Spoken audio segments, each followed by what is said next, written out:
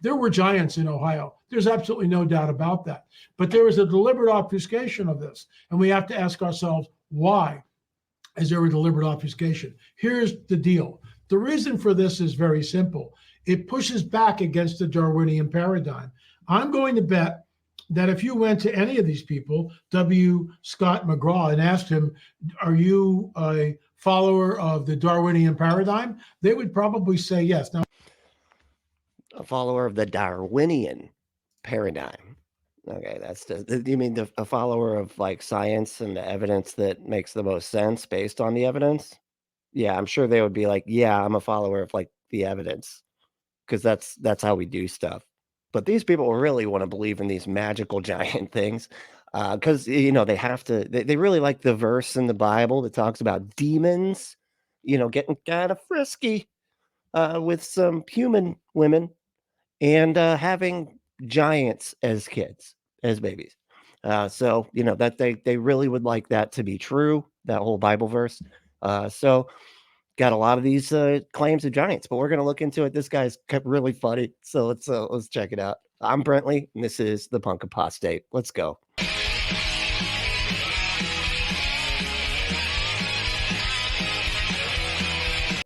So this guy's named L.A. Marzulli, and boy, does he have a fun channel. I've just been down a bit of a rabbit hole. I haven't been able to get much done since I found this guy because he is just hilarious. He takes like evangelicalism and somehow like mixes it in with all of these other things like aliens. You can see he's got like alien stuff, a lot of, just a lot of paranormal stuff like that. And it's really funny. The guy's he cracks me up. So we're going to take a look at some of the stuff he's saying and we'll get into it. Is a hidden history that's been deliberately obfuscated from the peoples of the world. And that's why I am on the trail of the nephilim. 3, what was 2, that? 1. Oh. Okay, folks, welcome to another On the Trail of a Nephilim series. What just happened there, buddy? Did you forget to edit out the very beginning? How do you forget to edit out the very first? What do you think? He's like, okay, and now 3, 2, 1. Now we're going. Okay, you ready? I hear we said. It's like, dude, you didn't take any of that out. Why would you? And I don't know. Whatever. Maybe it's supposed to leave it there. Maybe it feels more connected with the videos if you get all the mess ups in there or something. And this is what it looks like just before I click record. Isn't that cool? Anyway, giants. All right, let's get into this show. I am your host, L.A. Marzulli. I want to be talking about something that USA Today came out. And of course, the old saying, who's checking the fact checkers? That old fact check. It's that old saying from the Bible, who's checking the fact checkers, right? It's a 1 John 4:72. I don't know what it is. Giant human skeletons being discovered in Ohio. We're going to talk about that and so much more. But first, a word from our trusted sponsor. What? Hey, folks, Peggy's been using these products, and she absolutely loves them. Peggy. These cleaning products revolutionize Peggy's and cleaning routine. I wish I could say I was involved in that, but not really. And helped ensure it's safer. Yeah, I'm a guy. I don't clean anything anytime at all, ever. I honestly don't even know how these devices work. Like, what is happening here? It is I don't see a button on the side or anything. It's there. Do you pump it from the top? I'm so confused. These things. I'm a man. Okay, I'm a man. We don't clean. All right, we don't. That's something we don't do because we're cool. We're better. We're better than that. All right. But Peggy, anyway, she loves these things. Okay, dude. Good night. Healthier living environment for myself and my family. Prioritize the health and safety of your home and get a 60-day risk-free trial by visiting www.discountclean. So this is from USA Today, and I have a problem with this because, who is checking the fact checkers and why should we believe what they say? So yes, they talk to certain people, but certain people on one side of the aisle. What aisle? What are you talking about? The aisle of reality? The fact, like you're saying the experts. So this is what's funny. It's like saying they're only interviewing experts on one side of the aisle, right? Which is so interesting to me when they say stuff like this, because what they're really saying is, hey, they're not even interviewing people that are as crazy as me, that have like extreme beliefs about the Bible being accurate, literally, and the obvious fact that it's the Bible, the Bronze Age book with the talking donkey, says that there are giants. So it's got to be giants. What? Like, what is happening? Like, why is nobody? But what about the? And so the experts that they're interviewing don't literally believe the Bible to be absolute fact. So they're interviewing the wrong experts. I mean, this just it's crazy. What are you doing? Okay. And I'll give you the reason why. So the claim is giant human skeletons were found in Ohio. A new version of an old hoax has been gaining attention through an Instagram meme. The September 26th reel, which was liked over 40,000 times in Did you just mix up killed and liked? It's like it was killed. What, man? Who's killed it? Liked. I'm sorry, liked. days, claims there were giant human Caucasian skeletons in Ohio that predate any known civilization. This isn't the first time a claim like this has spread on social media or in history. False claims of giant skeletons have circulated since at least 1845, the Columbus Dispatch reported. In December 2014, a satirical news site called World News Daily wrote an article about the Smithsonian destroying giant skeletons that spurred confusion online. So first of all, let me just back up. World News Daily is not, WND, is not a satirical news site. But you see the way everything is, they have an axe to grind here. So USA Today. Well, hold on. It's interesting. There appears to be some confusion here because what we got here is a bunch of stuff saying that it is satirical. You got the World News Daily Report was a satirical fake news website reporting to be an American Jewish Zionist newspaper based in Tel Aviv.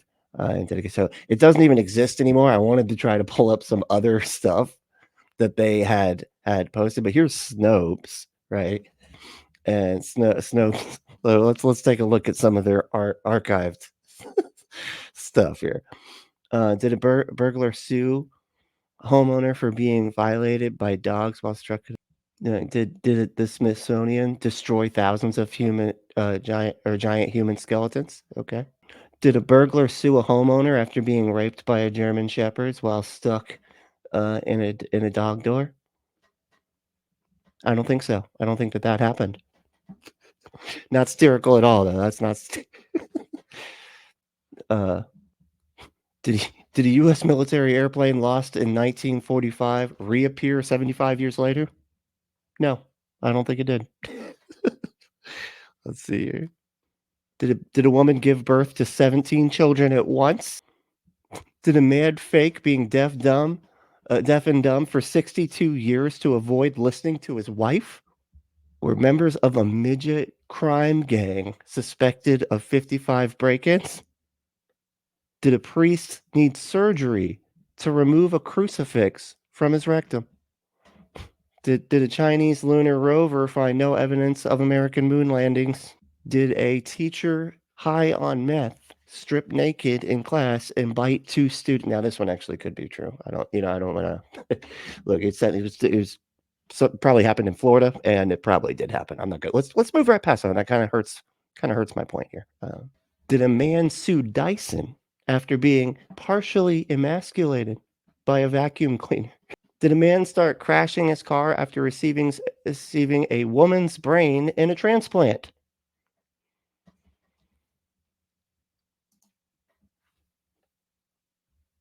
What? No, it didn't. It didn't. I'm glad they phrase it like questions, because the answer is no. No, it didn't. Nope. It's not a thing that happened.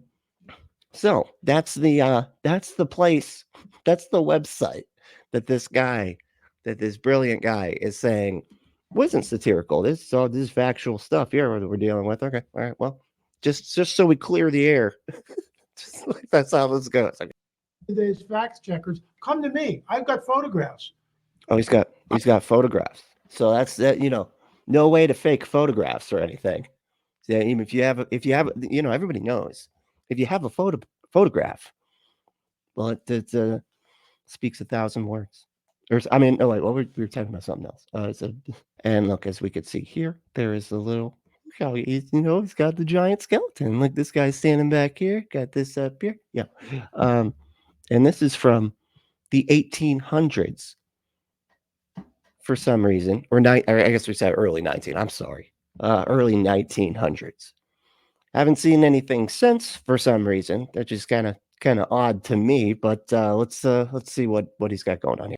I've got real information that we can show you. Real And information. I'm sending Got the real kind of information, not that fake pretend information. some slides over to John Adam so he can put them up while I'm talking. The latest claim is also wrong, Mark. You didn't need to include that part.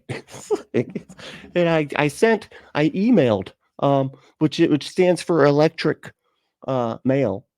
Is I emailed him these slides so that we could have some visual aids during, which is not a sexual disease or anything. That's not, it's different. I know it sounds weird, but visual aids so that I can give a better presentation. This is all very important that I include all of this. I want to make this okay. Hubie, an anthropology professor at Ohio State University, said there is no evidence of giant skeletons in Ohio. USA Today reached out to several users who shared the post for comment. So, Ohio anthropologist said the claim is baseless. How does he know it's baseless? The chair of Because it doesn't have any base to it. It's weird when they ask questions like that. Well, how do you know it's baseless? Huh? How do you know it doesn't have any evidence? Because there isn't any evidence, man. Just a whole lot of claims, okay? Ohio State's anthropology department agreed. That's W. Scott McGraw. While he said there were lots of wonderful stories about this kind of thing, they were just that, stories. It would be great if there were giants, he said. However, so far, it has just been Here's the sources right here. All these right here. Creativity and imagination.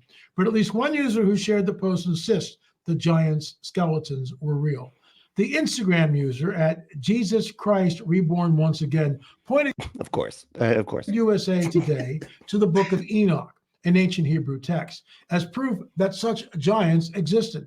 The version of the book the user provided does mention giants, but it makes no connection to North America as the post the user shared does. So this guy, this person that they pointed to is like, oh, hey man, there is proof. There is proof right here. Check it out. Ancient Hebrew text. Enoch, the book of Enoch. Check this out. Look, giants. They said humans were the size of grasshoppers. Keep in mind that's in the book of Enoch. It says that that humans were the size of grasshoppers in comparison to these giants. So it's pretty sure it'd be easy to identify those bones, right? If they're that big. And he's pointing to that book to say that this is proof. This is proof. Okay, which just shows that people's understanding of the Bible is so, an ancient Hebrew text is so messed up. They're unable to separate fact from fiction. They seem to really struggle with that. And it's because they go once a week and are taught that, hey, this is fact, this is fact, this is fact. I know there's a talking donkey story, but it's a fact, okay? Hey, God's all powerful. He can make donkeys talk. It's cool. It's reasonable. It's reasonable. Believe it. Believe it. Our rating, false. Based on our research, we rate false the claim that giant human skeletons were found in Ohio. Ohio anthropologists confirm there is no evidence of this. I will show you newspaper articles from before the 1900s into 1860 and forward, and you tell me what's going on. Before the night, so it was before the 1900s. I tried to throw him a bone there. I thought maybe I made a mistake. No, it's before the 1900s. He's like, they were saying stuff back before the 1900s, so it's got to be true. Like, what? It's amazing that that it's always before.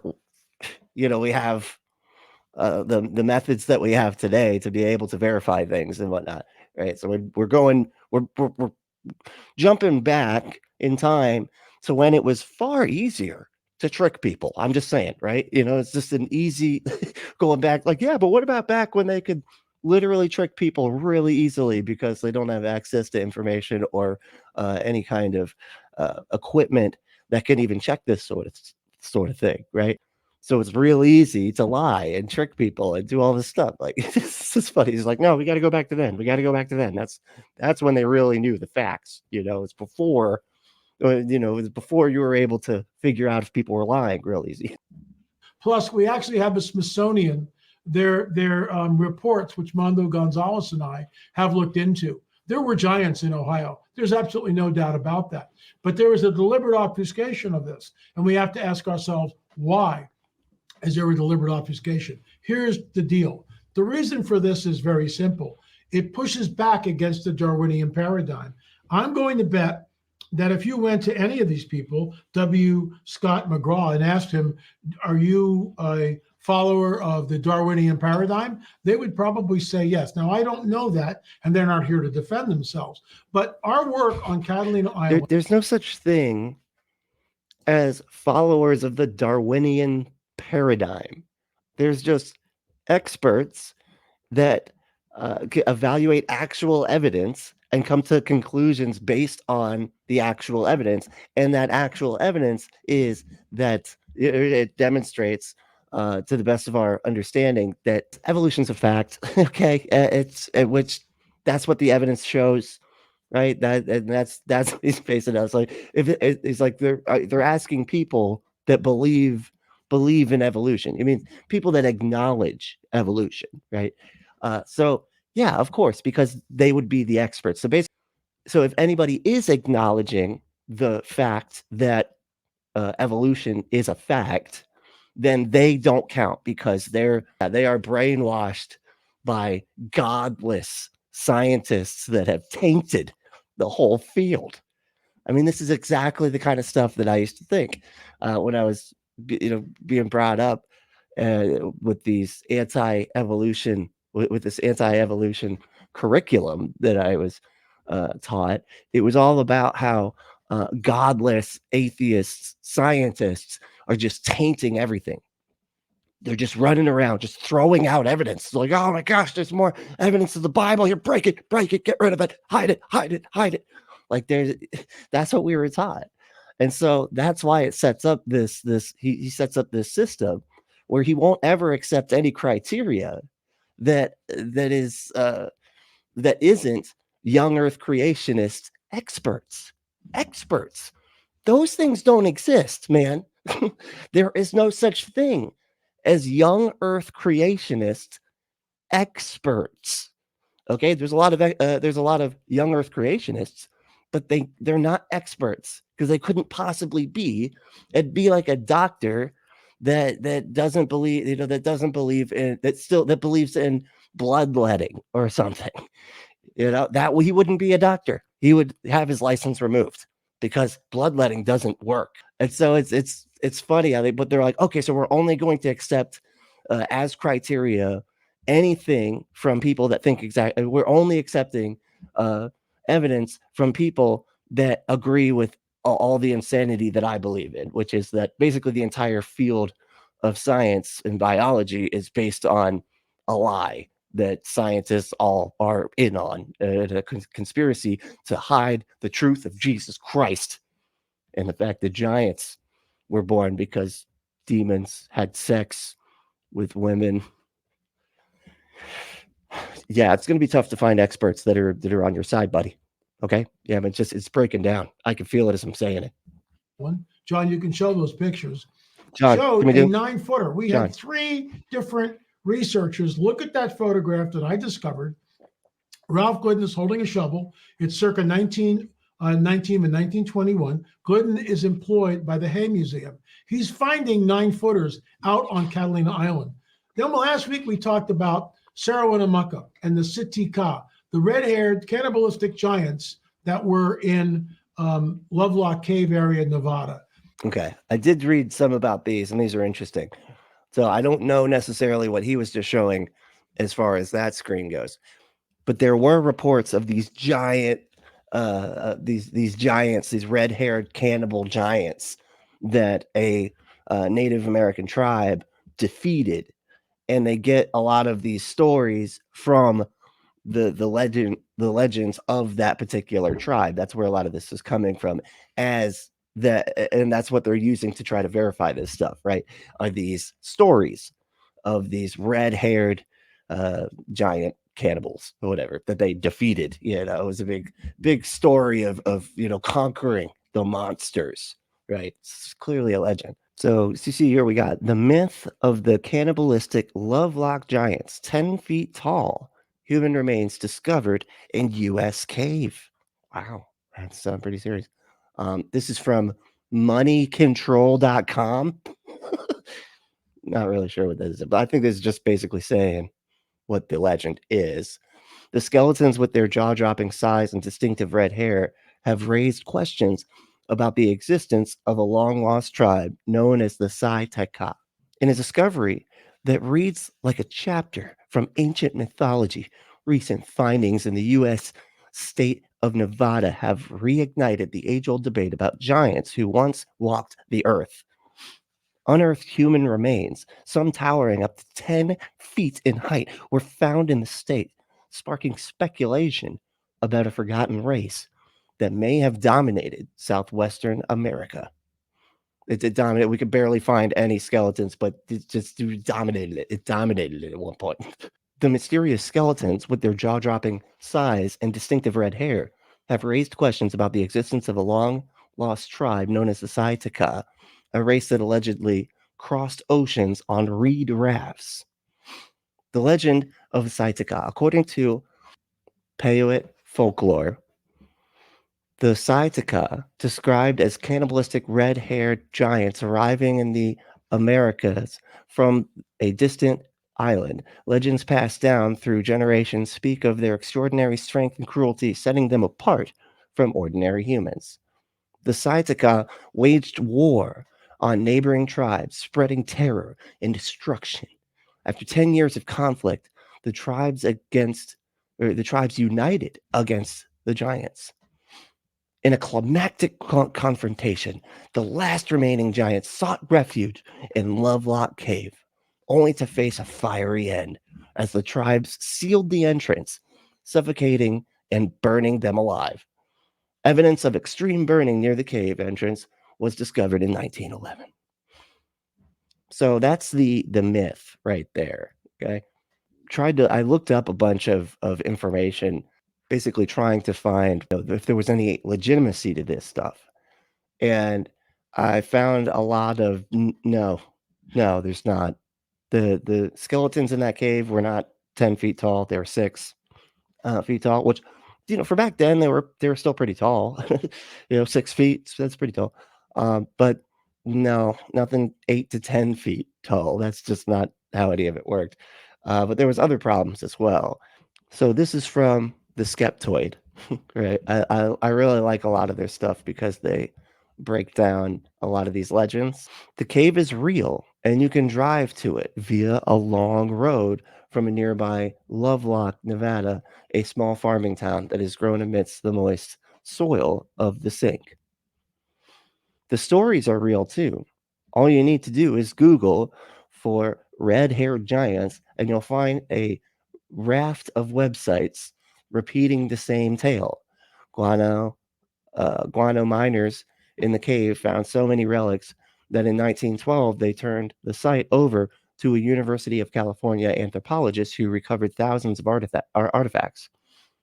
You'll read that an oral tradition passed down from the Paiute Indians tell us how they eventually defeated the Twi-X giants by trapping them inside their cave and smoking them to death. What you won't read is any record of these allegedly giant bones having ever been preserved for study.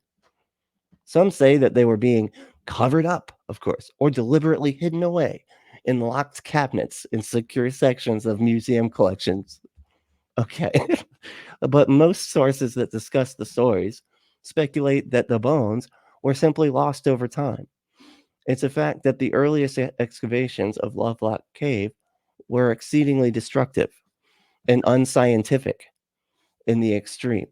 So this is the 1911. In 1911, a pair of men from Lovelock discovered the cave's vast guano deposits and spent a year digging it and shipping it to a buyer in San Francisco. From the beginning, their work was impeded by the density of artifacts mixed throughout the guano, is it guano? I don't know. Most of it they discarded into a rubbish heap outside the cave. In 1912, the work proved to be no longer worthwhile. When a meter or two down, the proportion of ancient artifacts exceeded the proportion of guano. They contacted the University of California and told them the cave was theirs to take over if they wanted. The department head sent anthropologists, um, Llewellyn, okay, allowed to check it out. The Humboldt Sink was well known for its open archaeological sites pertaining to the Lovelock culture, but this was previously unknown location. But this was a previously unknown location, and it turned out to be the greatest yet. Nobody in the fields of anthropology or archaeology has ever received a greater bounty than Loud did on that day. To the amazement of the scientific community, he collected over 10,000 artifacts from the rubbish heap in various regions of the cave, mostly along the walls where the miners had not cut. Loud's workload was such that it took him 17 years before he was finally able to publish a comprehensive account of his findings. In none of it did he report anything pertaining giants. That's just not, I don't even know where they got that. But in 1924, Loud and M.R. Harrington, with a number of Paiute assistants, continued the exploration. Again, no giants were mentioned. Further expeditions in 1936, no giants.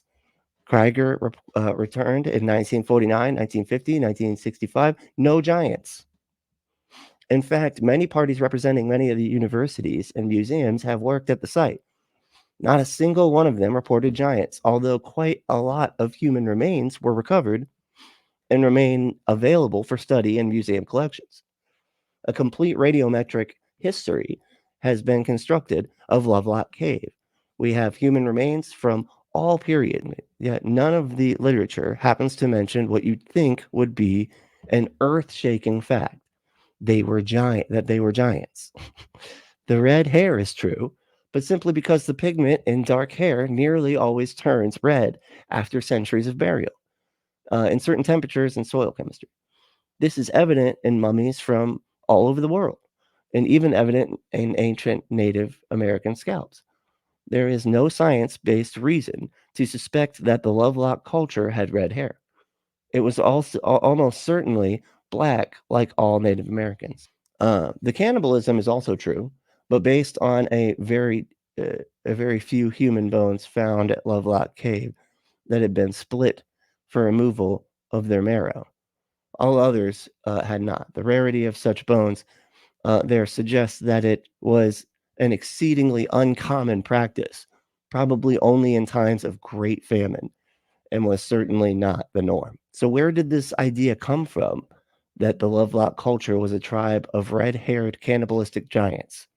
Most sources claim it is a Paiute oral tradition.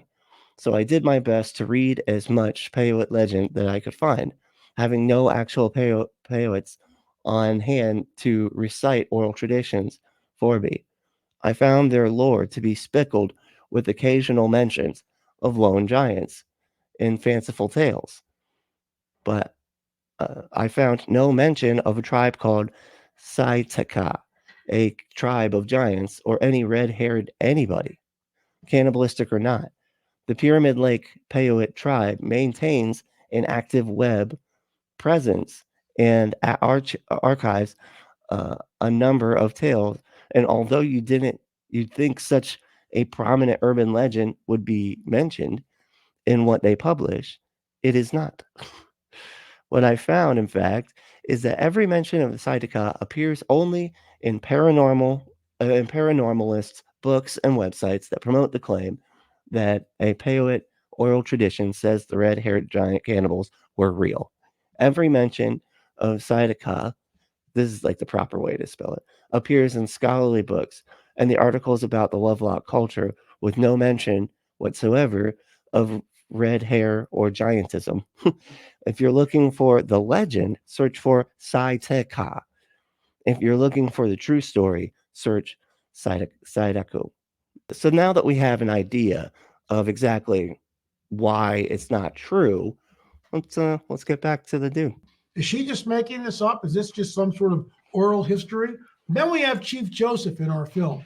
And Chief goes on the record saying, in many Native American tribes all over the East, the Algonquin, for instance, and other tribes talk about six-fingered, cannibalistic, red-haired giants. Interesting that the six finger, we didn't even hear that part. That's just another little extra part of the story that's just like completely added. See what I'm talking about? Look at this. He's got like this skeleton. That looks so absurd. That's it just feels like it could never work like that. Like the rib cage is so narrow like that. It's just the whole thing is ridiculous. Folks, we're not making this up. I would challenge USA to reach out to me, and I've got photographs. I've got newspaper clippings. Newspapers. And when you show those newspaper clippings to an anthropologist, their retort is, "Oh, they're just trying to sell papers." Really? Yes, really. Of course, they're trying to sell newspapers. And again, they were like newspapers from forever ago. They didn't like really even fact check that much. I'm not buying that for a minute. And how do you know? You don't know. But how do you know what?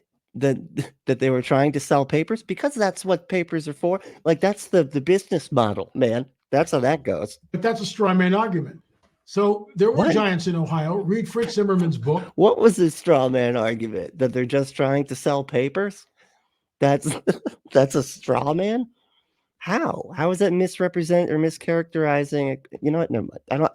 I don't think this guy knows what a straw man is. Which is, in my opinion, incredible.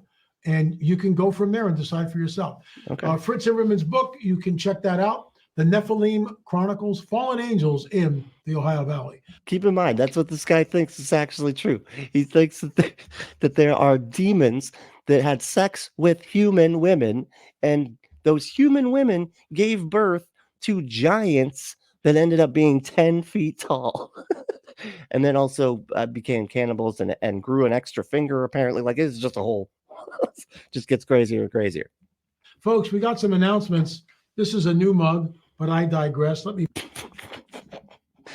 got some announcements. This is a new mug, but I digress. I don't.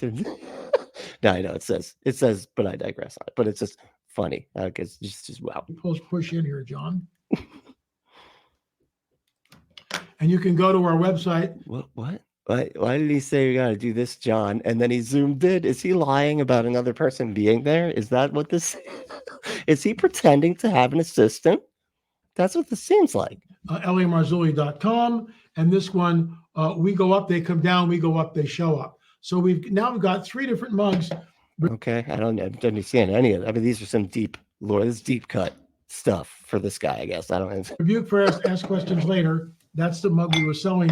These things sold out, by the way, in like 24 hours. So we are going. We only made 6 of them, but boy, they sold out fast, didn't they? To a conference, and it's about 10 or 12 sayings that I've come up with in the last 20, 25 years, and we're putting them on the mugs. One of my favorite ones, of course, is, let's see. But I digress. Yeah, you came up with that, man. He made that up. He made that up from scratch, dude. He was like, but I digress. Whoa. Somebody should write this down. Somebody should write this down. This needs to be a saying that literally has my name on it. and says in quotes, but I digress. Oh my God. Come on, man. Do you really think you're the first person? Anyway. I will be speaking at the Calvary Church in Jupiter, Florida on Friday. And of course, he's in freaking Florida. Saturday. Karen Wilkinson will be joining me on Saturday afternoon to talk about her very troubling experiences as a lifelong abductee. Good news is Karen is now born again and spirit-filled, and those abductions have stopped. Thanks. What? Abductee of aliens? Wait, see, this is what I mean about him like mixing together like alien type stuff and apparently demons and giants. Like, he just puts it all together. But it's like, oh, with his religion too, with Christianity. He's like, now she's saved, and now she doesn't get abducted by aliens anymore. What, man? How does any of this how does any of this work at all? This guy fascinates me. I got stuck. I'm going to be honest. I got stuck for a while on this guy's on this guy's channel. So we're gonna be watching a lot more, I think, from this dude, because boy is he funny. But as you can see, unfortunately, no giants. I know. I was disappointed too. I thought maybe this guy had it. I thought he maybe had the actual facts, but now he just really wants to believe that anybody that doesn't agree with his characterization of the existence of giants, they're all trying to cover up the giants because, of course, of that Darwinian paradigm. You know, that sucker's always getting in the way. You know, that's people believe in that Darwinian evolution crap, and not that a magical, undetectable being created everything with just his voice. You know, that, which is obviously the true thing, right? Of all of this, is being, you know, obvious. We're just being silly. Okay, talking about evolution and just all this, you know, science. Forget it. No, it's a magical being made everything. So that's what the evidence shows, right? So thanks so much for hanging out. But hey, main thing though is to stay logical, loving, skeptical, and compassionate. And we'll see you next time.